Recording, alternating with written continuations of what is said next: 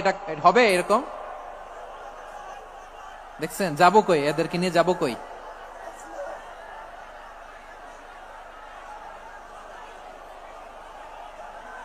তোমরা তো ব্যথা পাবা, ব্যথা পাবা তো। বসো না, বসো না, সবাই বসতে পারলে তোমাদের কি, বসো বসো।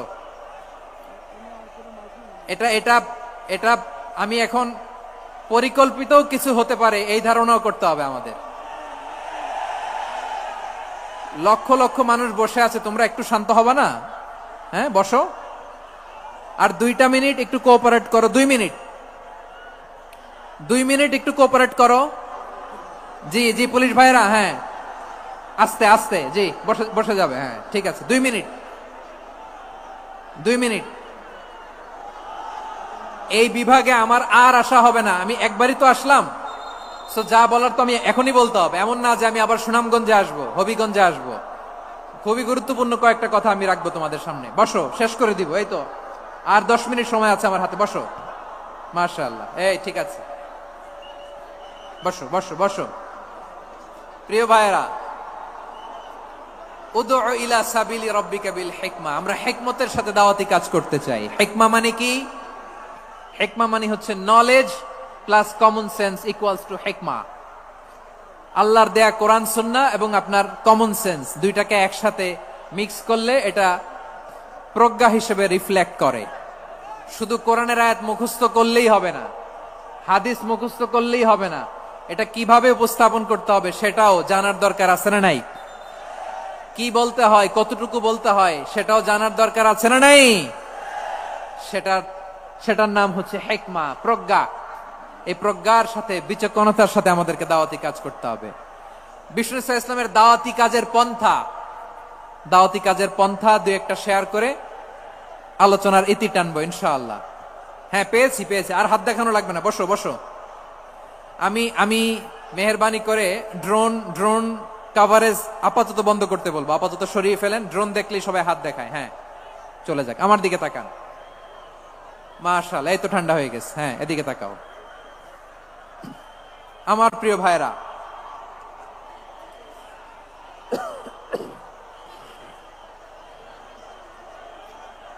দাওয়াতি কাজ কিভাবে করতে হবে এদিকে তাকান, এইদিকে, হ্যাঁ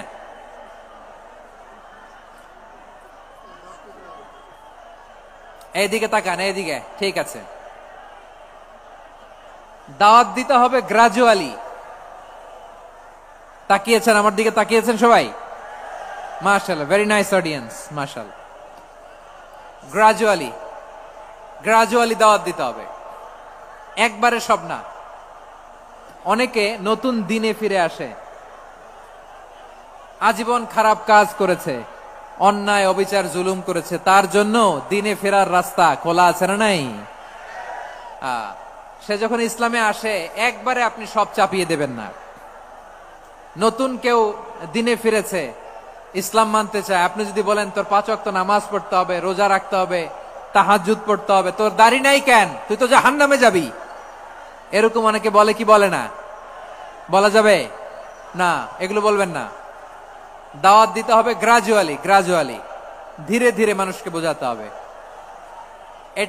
এটা কি কোরআনের মাজলিসের পরিবেশ হইল? এই সিলেট, এই তোমরা তো আগের 2 প্রোগ্রামকে ছাড়াই গেলা। বসো না, একটু শান্ত হয়ে বসো না, একটু শান্ত হও, একটু স্থির হও না, একটু শান্ত হও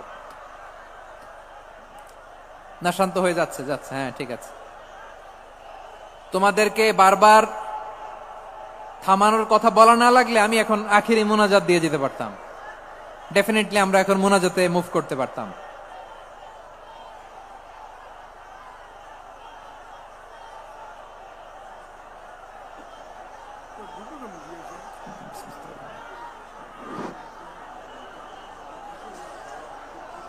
পুরো লক্ষ লক্ষ মানুষ, আমি তো দেখতে পাচ্ছি কত লক্ষ লোক হয়েছে, একটা জায়গায় কোনো সমস্যা নাই। এখানে কয়েকশো ছেলে পেলে এই ধাক্কা ধাক্কি।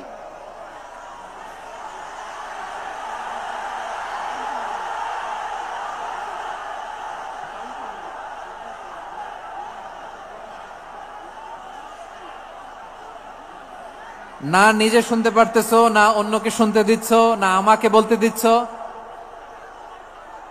কি করতেছো তোমরা? এগুলো কি করতেছো? একটু শান্ত হও না, শেষ করে দিচ্ছি, শান্ত হও। হ্যাঁ মাশাআল্লাহ, এই তো শান্ত হচ্ছে। বসো বসো।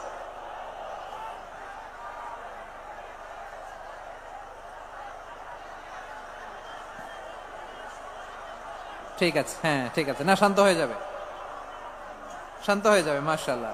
হ্যাঁ, অথবা যে যেভাবে আছো দাঁড়িয়েও তো আমরা ওয়াজ শুনি, তাই না? দেখা লাগবে, এটা জরুরি। আরে মোবাইলের মধ্যে তো নাম লিখে সার্চ দিলেই সবাই দেখা যায়, ঠিক কিনা? মোবাইলে দেখছো না, আমারে দেখছো না, তো হয়েছে তো, খালাস।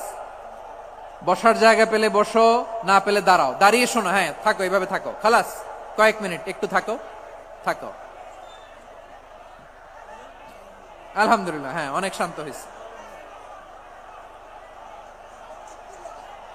না আর না, মাশাআল্লাহ। হ্যাঁ, পরিবেশ অনেক সুন্দর হয়েছে এখন, ঠিক আছে। আইন শৃঙ্খলা বাহিনীর ভাইরা, এই যে পুলিশ ভাইরা, আর কিছু বলার দরকার নেই, আমার দিকে সবাই, আমার দিকে। পুলিশ ভাইরা, এনাফ এনাফ এনাফ। হ্যাঁ ঠিক আছে। একবারে ইসলামের সব মানুষ মানতে পারে না। আপনারা কি জানেন মদের বিধান, মদের হারাম হওয়ার বিধান একবারে আসে নাই। প্রথমে বলা হয়েছে মদে কিছু উপকারও আছে, ক্ষতিও আছে, তবে উপকারের চেয়ে ক্ষতি বেশি। সাহাবারা সাবধান হয়ে গেল। এরপর বিধান নাজিল হলো, তোমরা নামাজে যাওয়ার আগে মদ খেও না। 5 বেলা সাহাবারা আর মদের কাছেও যেতেন না, আরো সাবধান হয়ে গেল। সব শেষে ইন্নামাল খামরু ওয়াল মাইসিরু ওয়াল আনসাবু ওয়াল আজলামু রিজসুম মিন আমালিশ শাইতান ফাজতানিবু।